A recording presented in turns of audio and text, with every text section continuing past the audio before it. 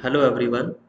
आज का हमारा क्वेश्चन रहेगा ब्रिटिश राजनीतिक व्यवस्था की उभरती हुई नवीन प्रवृत्तियां, यानी the recent emerging trends of British political system. जो ब्रिटिश राजनीतिक व्यवस्था है, ब्रिटेन में जो भी पॉलिटिकल सिस्टम है, तो वहाँ पर पिछले कुछ वर्षों में जो नए बदलाव आए हैं राजनीतिक तौर पर, पॉलिटिकली जो भी चेंजेस वहाँ पे आए हैं, तो उन नई प्रवृत्तियों का हम लोग इस क्वेश्चन में डिस्कस करेंगे। ओके। फर्स्ट इसमें है लॉर्ड सदन में सुधार के प्रयास, यानी जो ब्रिटेन की पार्लियामेंट है, उस पार्लियामेंट के दो सदन हैं। पहला सदन है वहाँ का जो लोअर हाउस है, वो हाउस ऑफ कॉमन्स, आम सभा, आम सदन जिसको कहते हैं। दूसरा सदन है जो उनका अपर हाउस है, उसका नाम है वहाँ पे हाउस ऑफ लॉर्ड्स। एक ज़माने में जो हाउस ऑफ लॉर्ड्स है, वो हाउस ऑफ कॉमन्स से ज़्यादा पावरफुल होता था। लेकिन धीरे धीरे अब वर्तमान स्थिति की यदि हम लोग बात करें, तो जो लॉर्ड हाउस है वो पावर के मामले में कमतर है, यानी इतना महत्वपूर्ण नहीं रह गया है। लेकिन उसके सुधार के लिए बहुत सारे प्रयास ब्रिटेन में किए जा रहे हैं और पिछले कुछ वर्षों में किए गए हैं। जैसे 1999 में 1999 में टोनी ब्लेयर जिस टाइम पे प्राइम मिनिस्टर थे, तो उन्होंने जो पैतृक पियर्स हैं, जो पैतृक रूप से जो सदस्य बन रहे थे, एक बड़ी संख्या थी लॉर्ड सदन के मेंबर्स की, जो ना तो जो सदन की बैठक होती थी उसमें आते थे, ज़्यादा जो वो इंटरेस्ट नहीं लेते थे, लेकिन जो इकोनॉमिकली बेनिफिट है वो ज़रूर ले रहे थे। और पैतृक रूप से ये चीज़ें चल रही थी, वंश के आधार पर चीज़ें चल रही थी। अगर किसी का फादर लॉर्ड सदन का मेंबर था, तो नेक्स्ट जो है उसका जो भी बड़ा लड़का होता था, तो वो भी उसका मेंबर हो जाता था, लड़का या लड़की जो होती थी। तो ये जो व्यवस्था थी, ये ख़त्म कर दी गई। इसके अलावा जैसे जो लॉर्ड सदन है, उसमें सुधार के लिए और भी कई तरीके के प्रयास किए गए। जैसे जो जुडिशियल पावर्स हैं उसका उनको जो है वो ले लिया गया है। इसके अलावा जो वर्किंग पैटर्न है लॉर्ड सदन का, तो उसके लिए सरकारों ने कई जो है वो प्रयास किए हैं। सेकंड पॉइंट है लॉर्ड चांसलर के पद की समाप्ति।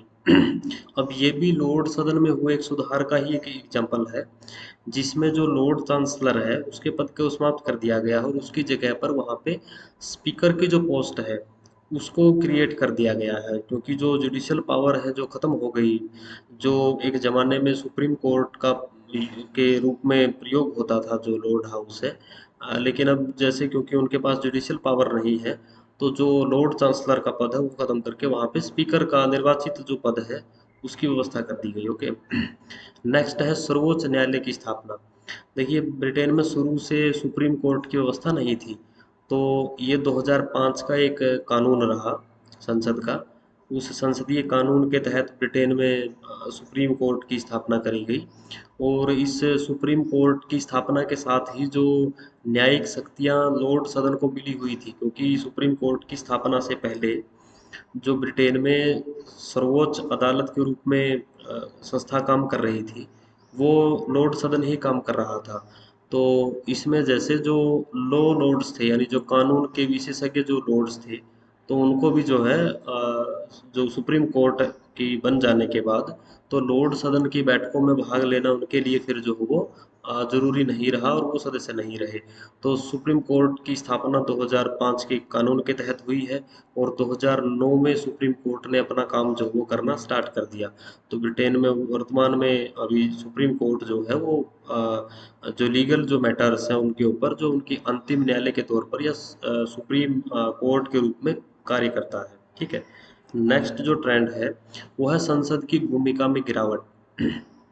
यानी जो पार्लियामेंट है, वैसे तो यदि हम लोग पूरी दुनिया में देखें, तो पार्लियामेंट की जो पावर्स है या जो रोल है पार्लियामेंट का, वो नीचे आ रहा है, यानी उसकी जो पावर है वो घट रही है। कार्यपालिका की पावर बढ़ रही है, विधान पालिका की पावर घट रही है। लेकिन ब्रिटेन के विषय में क्योंकि ये ज़्यादा ज़रूरी इसलिए हो जाता है, क्योंकि ब्रिटेन की जो संसद है वहाँ पर संप्रभु है, कुछ भी एक किस्म से कर सकती है और उसको सुप्रीम पावर है वहाँ पे। और संसद के बनाए गए कानूनों को कोर्ट द्वारा भी रद्द नहीं किया जा सकता है। ये जो व्यवस्था है ये भारत और अमेरिका जैसा जैसे देशों से बिल्कुल अलग है वहाँ पे। लेकिन यदि हम लोग रिसेंटली देखें वहाँ पे नए ट्रेंड्स की बात करें, तो वहाँ पर सरकार की जो पावर है वो बढ़ रही है, लेकिन जो पार्लियामेंट की पावर है वो घट रही है। अब उसमें चाहे आप पार्लियामेंट का एक किस्म से अनसीरियस होना लगाएं या पॉलिटिकल इंटरफेरेंस लगाएं, रीजन के जो फैक्टर्स हैं वो अलग हो सकते हैं, बट संसद की भूमिका में गिरावट आ रही है। और संसदीय गरिमा, संसदीय जो एक महत्व पहले होता था पार्लियामेंट का, अब वर्तमान में वो धीरे धीरे जो वो डाउन हो रहा है। तो ब्रिटेन की जो पार्लियामेंट है, क्योंकि बहुत सारे जो कार्य है वो सरकार कर रही है, और जो पॉपुलैरिटी है वो भी प्रधानमंत्री और जो मंत्री परिषद है, कैबिनेट है, उसकी ज़्यादा रहती है।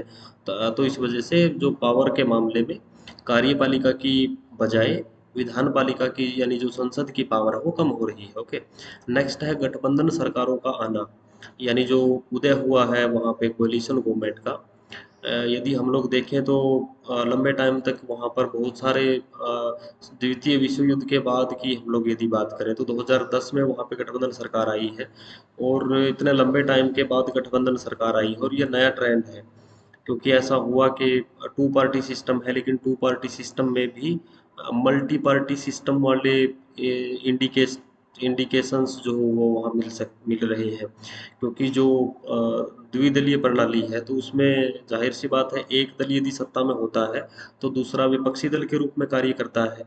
लेकिन बहुदलीय प्रणाली में जो जो बहुमत होता है वो एक दल को नहीं मिल पाता है, और अनेक दलों के बीच में जो बहुमत है वो बँट जाता है। तो इस वजह से किसी एक पार्टी को मेजॉरिटी नहीं मिलती है, और गठबंधन की सरकार सहयोगी दलों के सहारे सरकार का निर्माण होता है, साझा सरकार, जॉइंट गवर्नमेंट का निर्माण होता है।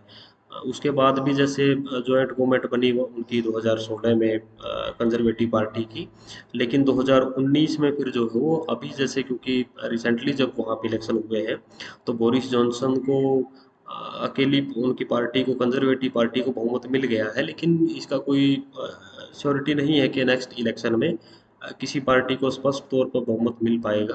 तो इस वजह से वहाँ पे गठबंधन सरकारें भी अभी आ रही हैं, ये भी वहाँ की राजनीति में, क्योंकि जो गठबंधन सरकारों का नेचर होता है काम करने का, जो पूरा जो एक प्रोसेस रहता है डिसीजन मेकिंग का, वो स्पष्ट बहुमत की सरकार के बिल्कुल अलग होता है।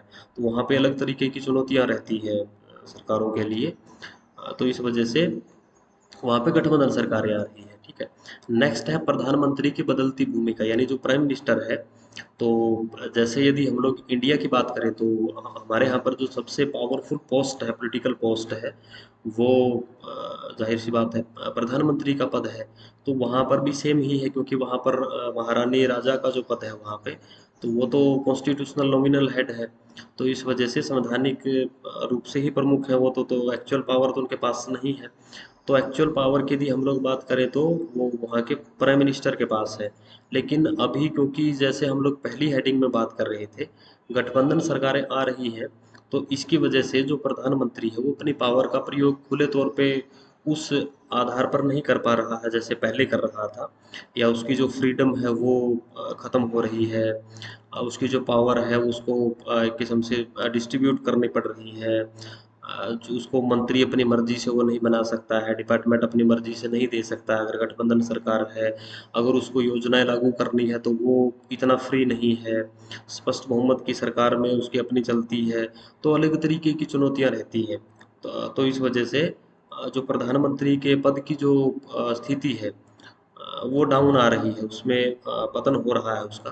तो जो परिवर्तित भूमिका है प्रधानमंत्री की, नई सिचुएशन में उसको काम करना पड़ रहा है, क्योंकि ब्रिटेन में इससे पहले इस तरह की स्थितियां नहीं रही है। ओके। नेक्स्ट है प्रदत्त व्यवस्थापन की शक्ति में वृद्धि, इसको कहते हैं डेलीगेटेड लेजिस्लेशन। यानी ये जो देखो सिंपली सरकार के तीन अंग होते हैं, विधान पालिका, कार्यपालिका और न्यायपालिका। विधान पालिका का काम होता है कानूनों का निर्माण करना, लेकिन जब कार्यपालिका के हाथों में कानून बनाने की शक्ति आ जाती है, ध्यान रहे, जब कार्यपालिका जिसका काम होता है कानूनों को लागू करना, उसके हाथ में यदि कानून बनाने की पावर आ जाए, तो उसको कहते हैं डेलीगेटेड लेजिस्लेशन, यानी प्रदत्त व्यवस्थापन। अब प्रदत्त व्यवस्थापन में क्या होता है कि जो पार्लियामेंट है उसके पास क्योंकि टाइम की कमी है, उसके पास वर्कलोड ज़्यादा है, बैठकें जो वो कम हो पाती हैं, या जो भी जैसे दिक्कतें हैं, उसकी वजह से जो कानून बन पेश होते हैं पार्लियामेंट में, उनकी आउटलाइन पास करवा ली जाती है, और उनको लिखने का जो काम होता है, उनको डिटेल देने का जो काम होता है, वो कंसर्न्ड जो डिपार्टमेंट होते हैं सरकार के, उनको सौंप दिया जाता है। तो इट मीन्स ये जो पावर है ये कार्यपालिका के हाथों में आ जाती है, और इन दी इनडायरेक्टली एक ये पावर है कि वो कैसा भी फिर जो है उसको डिटेल दे सकते हैं, उसको लिख सकते हैं, बाद में जो है उसको पास करवा लिया जाता है। तो इस वजह से इस पावर में भी बढ़ोतरी हो रही है। जो हम लोग कह रहे थे कि जो पार्लियामेंट की पावर का पतन हो रहा है, तो ये डेलीगेटेड लेजिस्लेशन की वजह से जो कार्यपालिका की शक्ति है वो भी ज़्यादा बढ़ रही है। तो सरकारों के ऊपर ही या जो विभिन्न मंत्रालय होते हैं, क्योंकि जो बिल होते हैं वो मंत्रियों के द्वारा ही पेश किए जाते हैं पार्लियामेंट में, तो कंसर्न्ड मिनिस्ट्री को ही उससे रिलेटेड जो कानून है वो लिखने की जिम्मेदारी या उसके जो प्रावधान है वो डिसाइड करने की जिम्मेदारी दे दी जाती है। तो ये जो इनडायरेक्टली ये जो पार्लियामेंट की पावर है वो कार्यपालिका के यूज करने की स्थिति है, तो एक इसमें वृद्धि हो रही है। नेक्स्ट है अप्रवासियों की समस्या। तो वहाँ पर जो अप्रवासी लोग हैं उनकी वजह से भी समस्याएं हैं ब्रिटेन में, राजनीतिक तौर पर भी ये बड़ा मुद्दा है, क्योंकि वैसे तो वहाँ पे जो यूरोपियन कंट्रीज हैं दूसरी, वहाँ के लोग भी रहते हैं, स्पेन है, पुर्तगाल है, वहाँ के लोग भी रहते हैं, इसके अलावा अदर कंट्रीज के भी। लेकिन जो एशियाई और अफ्रीकी मूल के निवासी हैं वहाँ पे, यानी एशियाई देशों से गए हुए और अफ्रीका के देशों से गए हुए जो लोग हैं, अब वो वहाँ पे बेटर कंडीशन में आ गए हैं, वो वहाँ चुनाव लड़ रहे हैं, पॉलिटिकल राइट्स उनको मिल रहे हैं, वोट डाल सकते हैं, बहुत सारे वहाँ के जो पार्लियामेंट्री जो कॉन्स्टिट्यूएंसीज हैं वहाँ पर वो एक बड़ा रोल प्ले करते हैं, उनके वोट के बिना सरकारें नहीं बन सकती, कैंडिडेट नहीं जीत सकता है। इसके अलावा जैसे श्वेत अश्वेत का मुद्दा भी बहुत बार देखने में आता है, पीछे लंदन में जैसे दंगे हुए थे, तो जो भी अश्वेत लोग हैं यानी जो एशिया अफ्रीका मूल के लोग हैं, उनके विरुद्ध हिंसा भी करी जाती है, पीछे मूवमेंट भी ऐसा चला था। और यदि पार्टी के सतर पर हम लोग बात करें, अभी तो वर्तमान में तो थोड़ा स्टैंड चेंज हो गया है, अदरवाइज जो वहाँ की कंजर्वेटिव पार्टी है वो एंटी रही है इन चीज़ों के, और जो वाइट मैन है, जो श्वेत लोग हैं, वहाँ के गोरे जो लोग हैं, उन लोगों का फेवर लेती रही है वहाँ अनुदार दल जो रहा है। लेकिन वर्तमान में उनकी जो पॉलिसी है वो इस हिसाब से थोड़ी सी लिबरल हुई है। ठीक है, तो अप्रवासियों की समस्या भी वहाँ पर है, और राजनीतिक तौर पर भी नफा नुकसान जो वो दलों को भी इससे होता है, और इनको इग्नोर जो है वो नहीं किया जा सकता है, ये उनको भी पता है। ठीक है, नेक्स्ट है मुख्य राजनीतिक दलों के दृष्टिकोण और प्रभाव में बदलाव। यानी जो मेजर पॉलिटिकल पार्टीज है वहाँ पे टू पार्टी सिस्टम है, तो जो भी जैसे दो तीन उनके मेन जो पॉलिटिकल पार्टीज हैं, तो उसमें क्या हो रहा है, वहाँ का उनका जो दृष्टिकोण है और जो प्रभाव है वो उसमें बदलाव आ रहा है। यानी नंबर एक तो जो लोग हैं ब्रिटेन के, जो लोग वोट डालते हैं, वोटर जो है वहाँ पे 2.3% लोग ऐसे हैं ब्रिटेन के जो वोटर हैं और किसी की राजनीतिक दल से जुड़े हुए हैं, यानी वोट तो डाल रहे हैं, लेकिन वो क्लियरली किसी पार्टी के साथ वो संबंध होना ज़्यादा जैसे वो ज़रूरी नहीं समझते हैं। तो इस वजह से राजनीतिक तौर पर सक्रिय लोगों की बड़ी कमी है वहाँ। और जो राजनीतिक दल हैं, बड़े जो राजनीतिक दल हैं, उनके प्रभाव, उनका इतना बड़ा इफेक्टिव इम्पैक्ट नहीं है जितना यदि हम लोग देखेंगे कांग्रेस है, बीजेपी है, या जो नेशनल पॉलिटिकल पार्टीज हैं इंडिया में जिस तरह की स्थिति है, तो वहाँ पर राजनीतिक दलों की वो स्थिति पब्लिक में नहीं है। नेक्स्ट जो है वो उनका एक दृष्टिकोण भी चेंज हुआ है, दृष्टिकोण, क्योंकि जो लेबर पार्टी है, जैसे यदि हम लोग अभी के लगाएं, तो एक तो कंजर्वेटिव पार्टी है मेन वहाँ पे, और सेकंड है लेबर पार्टी। ना तो कंजर्वेटिव पार्टी इतनी जैसे रूढ़िवादी है वर्तमान में, उसके विचारों में परिवर्तन हो गया है, उसने जो पब्लिक वेलफेयर स्टेट है उसका जो कॉन्सेप्ट है वो स्वीकार कर लिया है, उस तरह की पॉलिसीज वो लेके आने लग गए हैं, तो उन्होंने जो भी उनका पॉइंट ऑफ व्यू है वो चेंज कर लिया है। ना ही लेबर पार्टी इतनी वर्तमान में एग्रेसिव है कि पहले वो पूंजीपतियों के अगेंस्ट ही उसकी पॉलिसी रहेंगी, या सारा का सारा जो वो श्रमिकों के हित में ही सारी चीज़ें करी जाएंगी। तो उन्होंने भी जो रवैया अपना वो लिबरल कर लिया है, तो इस वजह से जो दोनों राजनीतिक दल हैं उन्होंने अपने दृष्टिकोण में चेंज किया है, विचारों में चेंज किया है। ओके, नेक्स्ट है राजनीति पर पर्यावरण का बढ़ता प्रभाव। देखिए ये जो हेडिंग है, ये इंडिया जैसे देश से बिल्कुल उलट स्थिति है। यानी ब्रिटेन में कुछ राजनीतिक दल ऐसे हैं जो केवल और केवल एनवायरनमेंट के मुद्दे के ऊपर ही पॉलिटिक्स करते हैं। जो पर्यावरण का मुद्दा, क्योंकि कैपिटलिस्ट कंट्री है, डेवलपमेंट वहाँ पे ज़्यादा है, इंडस्ट्रियलाइजेशन है, औद्योगिकीकरण है, तो इस वजह से प्रदूषण की समस्या है, पर्यावरण से जुड़ी हुई बहुत सारी और समस्याएं हैं, जो भी क्लाइमेट चेंज की समस्याएं हैं, ग्लोबल वार्मिंग की समस्या है, आजकल तो ग्लोबल कूलिंग भी एक समस्या के रूप में आ गया है। तो इस वजह से पर्यावरण से जुड़ी हुई समस्याओं के समाधान के लिए वहाँ पर राजनीतिक दल है। 1989 में वहाँ पे ग्रीन पार्टी की स्थापना हुई। ग्रीन पार्टी मीन्स हरित पार्टी, जिसका केवल एक ही एजेंडा है कि यदि हम लोग सत्ता में आते हैं तो हम इस तरह की पॉलिसी को लागू करेंगे जिससे पर्यावरण की सुरक्षा होगी। यानी इसके अलावा जो बाकी के जो पॉलिटिकल पार्टीज हैं उनके ऊपर भी प्रेशर पड़ा है, उन्होंने भी जो सतत एक किस्म से विकास है, जो सस्टेनेबल डेवलपमेंट है, उसकी ओर ध्यान उनका गया है और टिकाऊ विकास को वो प्राथमिकता दे रहे हैं। यानी अगर मान लो कोई तरक्की भी अगर करनी है तो वो चाहते हैं कि एक सेफ तरीके से करी जाए, यानी पर्यावरण को हानि पहुंचा करके डेवलपमेंट ना किया जाए। तो पर्यावरण जो है वो वहाँ की राजनीति में एक बड़ा मुद्दा है। ओके। नेक्स्ट है दलीय अनुशासन में परिवर्तन। यानी जो पॉलिटिकल पार्टीज हैं, तो पॉलिटिकल पार्टीज के की जिस तरह की रिजिडिटी पहले थी, यानी जो कंट्रोल उनके मेंबर्स के ऊपर, उनके नेताओं के ऊपर पार्टियों का पहले होता था, वर्तमान में वो कंट्रोल नहीं रहा है। पार्लियामेंट में जो लीडर हैं पार्टियों के, तो जो सांसद हैं वो खुले तौर पर आवाज़ भी उठाते हैं, अपनी बात भी रखते हैं, और कई बार ये देखा जाता है कि वो खुद की पार्टी का विरोध भी करते हैं। तो इस वजह से जैसे लेबर पार्टी जो है, लेबर पार्टी की जो कंट्रोलिंग अपने सदस्यों के ऊपर वो ज़्यादा है, और जो कंजर्वेटिव पार्टी है वो लिबरल है, और उसके जो सदस्य हैं वो पार्टी के जो लाइन है उससे बाहर जाते रहते हैं और अनुशासन जो है वो तोड़ते रहते हैं। तो इस वजह से जो पार्टियों के लेवल पर जो अनुशासन, जो पहले कठोर अनुशासन की व्यवस्था होती थी सदस्यों के को बांधने में, वर्तमान में अब वो स्थिति वहाँ पे नहीं रह गई है, धीरे धीरे ये कम हो रही है। ठीक है। नेक्स्ट है महिलाओं में राजनीतिक जागरूकता का बढ़ना।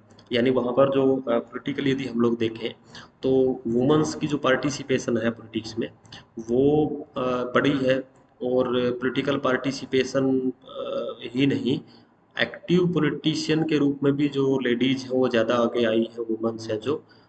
मार्गरेट थैचर 1979 में वहाँ की पीएम बनी, उसके बाद फिर भी वो बनी एक बार और 2016 में फिर जो थेरेसा मे है वो वहाँ की प्रधानमंत्री बनी।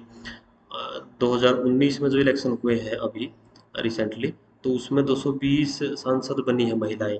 इसके अलावा जो भी जैसे वेरियस जो पोस्ट हैं, पॉलिटिकल पोस्ट हैं या प्रशासन है, तो वहाँ पर जो भागीदारी है महिलाओं की, उसमें लगातार वृद्धि हो रही है। 1928 में महिलाओं को मतदान का अधिकार मिला था वहाँ पे। तो 1928 के बाद की जो स्थिति है उसमें हालांकि टाइम तो लगा है वहाँ पे राजनीतिक सहभागिता बढ़ाने में महिलाओं की, लेकिन धीरे धीरे अब वर्तमान में वहाँ पे जो पॉलिटिकल एक किस्म से अवेयरनेस है, जो पॉलिटिकल पार्टिसिपेशन है महिलाओं का, उसमें बढ़ोतरी हो रही है। ओके। नेक्स्ट है कल्याणकारी राज्य का बदलता स्वरूप। यानी जो पब्लिक वेलफेयर स्टेट है, देखो ब्रिटेन क्योंकि पूंजीवादी देश रहा है, और जो भी जैसे सिद्धांत रहे हैं, तो उसमें अब जैसे यदि हम लोग मार्क्सिस्ट थ्योरी की यदि हम लोग बात करें, तो वो ब्रिटेन जैसे देशों के लिए वो ये कहते रहे कि ये तो शोषण कर रहे हैं, श्रमिकों के लिए बहुत सारी चीज़ें यहाँ पे नहीं है, क्रांतियाँ जो हो वो करनी चाहिए। लेकिन अब वर्तमान में इस तरह की स्थितियाँ नहीं है, क्योंकि ये जो पूंजीवादी देश है इन्होंने भी लोक कल्याणकारी जो राज्य का स्वरूप है, पब्लिक वेलफेयर स्टेट है जो, उसका नेचर इन्होंने अडॉप्ट कर लिया है। और जो राजनीतिक दल ऐसा पहले नहीं करते थे, अभी वर्तमान में उन्होंने भी अपनी पॉलिसी चेंज कर दी है। अब इसमें होता क्या है कि जो पब्लिक के भलाई के लिए जो पैसा है वो खर्च किया जा रहा है, जो इंश्योरेंस है, एजुकेशन है, हेल्थ सेक्टर है, जो भी बीमारियां हैं जैसे बड़ी बड़ी जो, उसमें इकोनॉमिक हेल्प जो है, मेडिकल असिस्टेंस है वो दी जाती है, जो पूर्ण रोजगार की व्यवस्था करना है। इसके अलावा जैसे पर्यावरण का भी मुद्दा है। तो बेसिक जो भी लोगों की समस्याएं हैं उनके ऊपर सरकार उनको सुरक्षा प्रदान करने की कोशिश करती है। यानी सरकारी खर्चे के ऊपर सुविधाएं प्रदान कर कर दी जाती हैं, वर्तमान में इस तरह के ट्रेंड हैं ब्रिटेन में, और ऐसा हर राजनीतिक दल कर रहा है। लेकिन ये जो परिस्थितियां हैं ये पहले नहीं होती थी। पहले ये लगता था कि फ्री जो हो कंपटीशन होना चाहिए, या इकोनॉमिक सेक्टर में सरकार को सबको फ्री छोड़ देना चाहिए, गरीब की ज़्यादा सहायता करने की ज़रूरत नहीं है, लेकिन वर्तमान में की जा रही है। ठीक है। नेक्स्ट है यूरोपीय संघ से अलग होने का निर्णय। अब ये जो है ये बड़ा रिमार्केबल एक, या ये कह लीजिए कि एक बड़ा इंटरेस्टिंग एक डिसीजन रहा ब्रिटेन में। ब्रिटेन जो हो वो 28 सदस्यीय जो यूरोपीय संघ है उसका मेंबर है, था पहले मेंबर। लेकिन क्योंकि ब्रिटेन में उनको लोगों की जो धारणा थी, या एक विचार जैसे ऐसा चला कि जो यूरोपीय संघ का मेंबर होने के नाते ब्रिटेन की जो पहचान है खुद की, या जो उसकी प्रभुसत्ता है, उसको कहीं न कहीं आघात पहुंच रहा है। क्योंकि उसको बहुत सारे कानून यूरोपीय संघ के प्रेशर में, दबाव में मानने पड़ रहे हैं। तो जो जैसे डेविड कैमरून थे प्रधानमंत्री, उन्होंने चुनावों में ये वायदा किया था लोगों से कि यदि हमारी सरकार आती है तो हम लोग एक रेफरेंडम करवाएंगे, एक जनमत संग्रह करवाएंगे, और लोग ये बताएंगे कि हमें यूरोपीय संघ का मेंबर रहना चाहिए या नहीं रहना चाहिए। यूरोपीय संघ दरअसल यूरोपियन जो कंट्रीज हैं उनका एक कॉमन संगठन है, तो उसके कानूनों को लागू करना पड़ता है। करेंसी भी उनकी अलग से चलती है, यूरो करेंसी। तो अ, उन्होंने रेफरेंडम फिर बाद में 2016 में 23 जून 2016 को उन्होंने रेफरेंडम करवाया जनमत संग्रह। तो 51.6 कुछ ऐसे लोगों ने, 51.6 या 51.9 कुछ इस टाइप से था वो डाटा। तो इतने लोगों ने उसके ये वोट ये अपना मत दिया कि ब्रिटेन को अलग हो जाना चाहिए, यानी ब्रेग्जिट का समर्थन कर दिया। ब्रेग्जिट दरअसल क्या था? ब्रिटेन एग्जिट, BREXIT, ब्रेग्जिट इसको कहा गया पूरी प्रोसेस को, यानी ब्रिटेन को एग्जिट कर देना चाहिए। अब उसके बाद फिर डेविड कैमरून को इस्तीफा देना पड़ा, क्योंकि वो खुद वो ये चाहते थे कि ब्रिटेन को उसमें रहना चाहिए। तो इस वजह से उनको छोड़ना पड़ा पद। तो जो ब्रेग्जिट की प्रक्रिया है, हालांकि उसमें क्योंकि टाइम लगा बाद में, और अब भी जैसे कुछ औपचारिकताएं अब भी उसकी बाकी है, लेकिन कुछ लगभग जो है वो ब्रिटेन यूरोपीय संघ के से बाहर हो चुका है। लेकिन कुछ जो जैसा मैं बता रहा हूँ आपको, क्योंकि उसमें टाइम लगता है, और बाद में भी जो प्रधानमंत्री बने थेरेसा मे और बोरिस जॉनसन, उनको भी बड़ी दिक्कतें आई इस पूरे प्रोसेस को इम्प्लीमेंट करवाने में। तो इस वजह से पार्लियामेंट में भी उनको दिक्कतें आई उसको पास करवाने में, इस कानून को। तो इस वजह से अब वर्तमान में ब्रिटेन जो में इस तरह की है कि हम अपनी अलग पहचान को लेकर के, यानी अगर हमें रिलेशन रखने हैं, हमें इकोनॉमिक पॉलिसीज डेवलपमेंट उनका करना है, हमें अपने देश का डेवलपमेंट करना है, तो हम लोग फ्रीली कर सकते हैं। तो यूरोपियन यूनियन के अंडर में हमें उस तरह की पॉलिसी बनाने की ज़रूरत नहीं रहेगी, हम लोग किसी के ऊपर निर्भर नहीं है। तो यूरोपीय संघ से अलग होने का निर्णय, यानी ब्रेक्जिट का जो निर्णय है वो वहाँ पे लिया गया। ठीक है। तो ये कुछ एक जैसे विशेषताएं थी, या जो भी जो जैसे हम लोग बात कर रहे थे, जो नई विशेषताएं थे, नए ट्रेंड थे, या नए प्रवृत्तियां थी जो ब्रिटेन की राजनीतिक व्यवस्था में अभी आ रही है, जो पहले नहीं होती थी। लेकिन पिछले कुछ वर्षों में कुछ ऐसे बदलाव आए हैं, कुछ नए फीचर्स आए हैं, कुछ नई विशेषताएं हैं जो वहाँ की राजनीतिक व्यवस्था में उभर रही हैं। ओके। Thank you.